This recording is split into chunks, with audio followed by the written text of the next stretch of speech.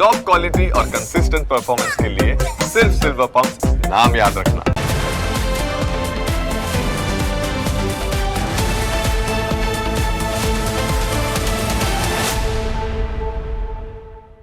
સૌથી પહેલા વાત કરીએ હેડ કોન્સ્ટેબલના રૂપિયા 15 લાખના તોડ કાંડની।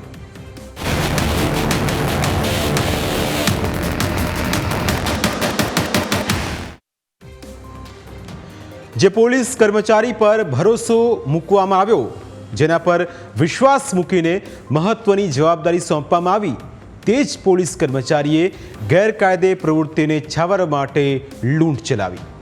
દારૂબંધીવાળા ગુજરાતમાં સામે ચાલીને દારૂ ભરેલું ટેન્કર ઘૂસવા દીધું અને તેના માટે 15 લાખ રૂપિયાની લાંચ લીધી। અને ત્યાર પછી શું થયું તેની આખી કહાણી અમે આજે આપને જણાવી રહ્યા છે। રાજ્યમાં સ્ટેટ મોનિટરિંગ સેલ એટલે કે એસએમસીના માથે ખૂબ મોટી જવાબદારી રહેલી છે। સાજણ આહિર એસએમસીમાં હેડ કોન્સ્ટેબલ તરીકે ફરજ બજાવતો હતો, પરંતુ તેણે રાજ્યની સૌથી કડક કહેવાતી એસએમસી અને તેના પ્રમાણિક અધિકારીને બદનામ કરવાનો પ્રયાસ કર્યો અને રાજ્યના ઇતિહાસમાં સૌ પ્રથમવાર પૂર્વ પોલીસકર્મીની ગુસ્સી ટોક અને પ્રોહિબિશન હેઠળ ધરપકડ કરવામાં આવી। આખરે સાજણ આહિરે કેવી રીતે પકડાયો તેની કહાણી પણ રસપ્રદ છે। ગત 19 જુલાઈની આ વાત છે। ફગલુરામ નામનો ડ્રાઈવર એલપીજી ગેસ ટેન્કર લઈને રાજસ્થાનથી સુરેન્દ્રનગર જઈ રહ્યો હતો। ભરૂચ નજીક આ ટેન્કરને અટકાવવામાં આવે છે અને એસએમસીના હેડ કોન્સ્ટેબલ સાજણ આહિર દારૂના સપ્લાયર અનિલ પાંડ્યા પાસેથી 15 લાખ રૂપિયા વસૂલે છે। ત્યારબાદ દારૂ ભરેલા ટેન્કરને આગળ જવા દે છે। હવે ટેન્કર ચાલક ફગલુરામ અને તેના બોસ અનિલ પાંડ્યા બિંદાસ હતા, કારણ કે તેમને લાગતું હતું કે એક વખત આટલી મોટી રકમ ચૂકવ્યા પછી 1.75 કરોડના આ દારૂ માટે બીજી કોઈ રકમ ચૂકવવી નહીં પડે।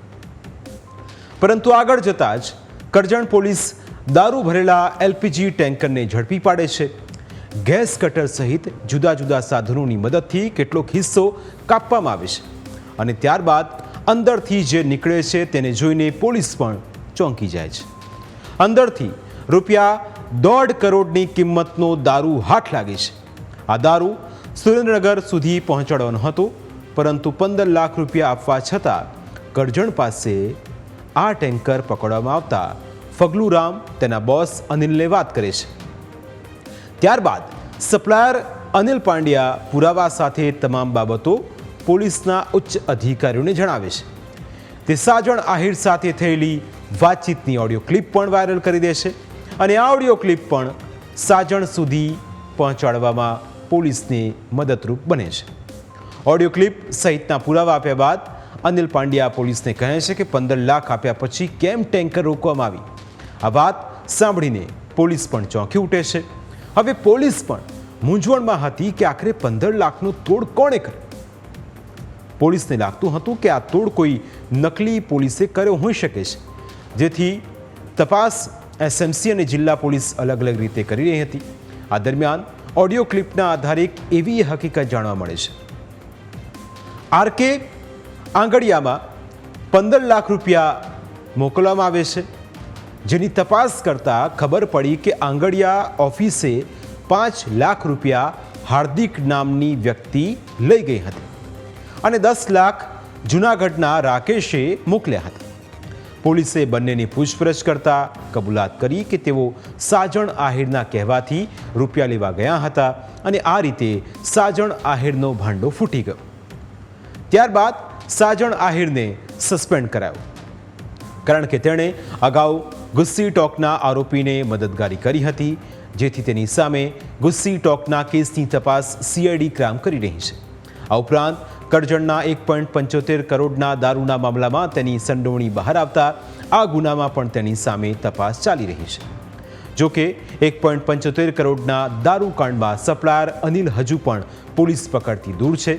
સપ્લાયર અનિલને પકડવા માટે રાજસ્થાન ગયેલી પોલીસ ખાલી હાથે પરત ફરી, જ્યારે સસ્પેન્ડેડ હેડ કોન્સ્ટેબલ વિરુદ્ધ તપાસ માટે એસઆઈટીની રચના કરી છે, જે રાજસ્થાનના સપ્લાયર સહિત તમામ આરોપીઓના નાણાકીય વ્યવહારોની તપાસ કરશે. આરોપીઓની મિલકતની તપાસ બાદ મની લોન્ડરિંગ એક્ટ મુજબ કાર્યવાહી થશે. સાજણ આહિરે લાંચ ઉપરાંત આવક કરતાં વધુ મિલકતો ભેગી કરી હોવાની શંકા છે. વડોદરા જિલ્લા પોલીસ એક ડોઝિયર તૈયાર કરી રહી છે, જે એસીબીને સુપ્રત કરાશે, જેથી લાંચ અને અપ્રમાણસર સંપત્તિની તપાસ થઈ શકે. આ ઉપરાંત જામનગરના જામખંભાળિયામાં સાજણ આહિરના વતનમાં તપાસ માટે જિલ્લા પોલીસની ટીમ પહોંચી હતી. તેના ઘરમાં સર્ચ કરવામાં આવ્યું અને તેના મિત્રોના સંપર્કોની તપાસ કરાઈ રહી છે. સાજણનો ભૂતકાળ પણ તપાસવામાં આવી રહ્યું છે.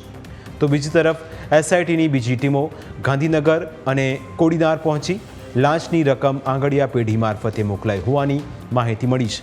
ગાંધીનગરથી જૂનાગઢ સુધી ₹15 લાખના હવાલાની હિલચાલના પુરાવા એકત્ર કરવામાં આવશે, જેમાં સીસીટીવી ફૂટેજનો સમાવેશ થાય છે.